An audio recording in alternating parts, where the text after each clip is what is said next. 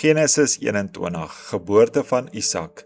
Abraham verdryf Hagar en Ismael.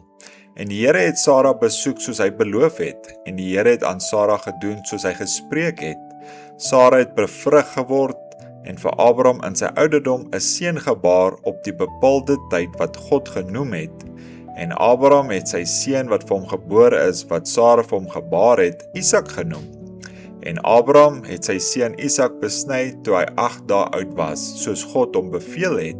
En Abraham was 100 jaar oud toe sy seun Isak van hom gebore is.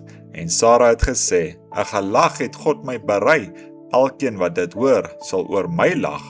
Verder sê sy, wie kon ooit aan Abraham voorspel het, Sara soog kinders? Want ek het 'n seun gebaar in sy ouderdom, en die kind het opgegroei en is gespeen. En Abraham het 'n groot maaltyd berei op die dag toe Isak gespeen is. Toe sien Sara hoe die seun van Hagar, die Egiptiese slavin, wat sy vir Abraham gebaar het, spot. En sy sê aan Abraham, jaag hierdie slavin en haar seun weg, want die seun van hierdie slavin mag nie saam met my seun Isak erwe nie. En die woord was baie verkeerd in die oë van Abraham vanweë sy seun. Maar God het aan Abraham gesê, laat dit nie verkeerd wees in jou oë ter wille van die seun en van jou slavin nie.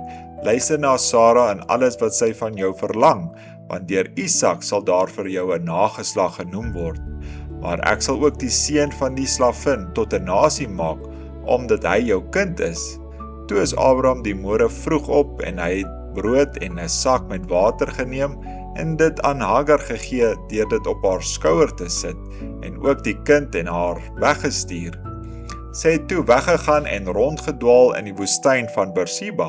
En toe die water in die sak op was, het sy die kind onder een van die bosse neergewerp en geloop en op 'n afstand gaan sit so ver as 'n boog kan skiet. Want sy het gesê, ek wil die dood van die kind nie aansien nie. En sy het op 'n afstand gaan sit en haar stem verhef en geween. Toe hoor God die stem van die seun en die engel van God het na Hagar geroep uit die hemel en haar gevra, wat is dit met jou Hagar? Wees nie bevrees nie, want God het na die stem van die seun geluister op die plek waar hy is. Staan op, tel die seun op en hou hom vas met jou hand, want ek sal hom 'n groot nasie maak. Daarop het God haar oor geopen en sy sien 'n put en sy het geloop en die sak vol water gemaak en die seun laat drink. En God was met die seun en hy het opgegroei en in die woestyn gewoon en 'n boogskutter geword. Hy het in die woestyn Paran gewoon en sy moeder het vir hom 'n vrou uit die Egipte land geneem. 'n verbond tussen Abraham en Amalek. In die tyd het Amalek en Pegol sy leeuowerste met Abraham gespreek en gesê, God is met jou in alles wat jy doen. Sweer dan nou vir my hier by God, dat jy met my en my kroos en my nageslag nie vals sal handel nie. Dieselfde guns wat ek jou bewys het, moet jy aan my bewys en aan die land waarin jy as vreemdeling vertoef. En Abraham antwoord, ek sweer. Maar Abraham het Amalek aangespreek oor 'n put wat die dienaars van Amalek met geweld geneem het. Daarop antwoord Amalek, ek weet nie wie dit gedoen het nie, en jy het my dit ook nie meegedeel nie, en ek het daar ook niks van gehoor nie, as net vandag. Toe neem Abraham kleinvee en beeste en gee dit aan Amalek, en hulle twee het 'n verbond gesluit. Abraham het naamlik die 7 ooi lammers van die kleinvee eenkant uitgekeer. Toe sê Amalek vir Abraham, wat beteken hierdie 7 ooi lammers wat jy uitgekeer het?